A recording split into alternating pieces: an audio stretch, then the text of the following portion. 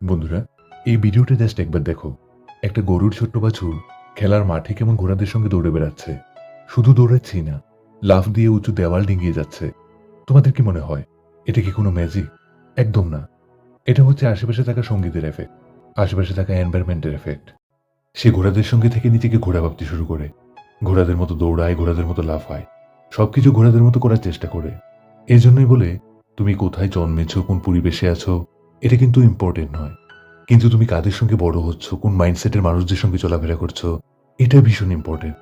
তোমার আশেপাশের লোকজন যদি নেগেটিভ হয়, তুমি নিজেকে যতই পজিটিভ ভাবো, কিছুদিন পর তুমিও তাদের মতো নেগেটিভ ভাবতে শুরু করবে।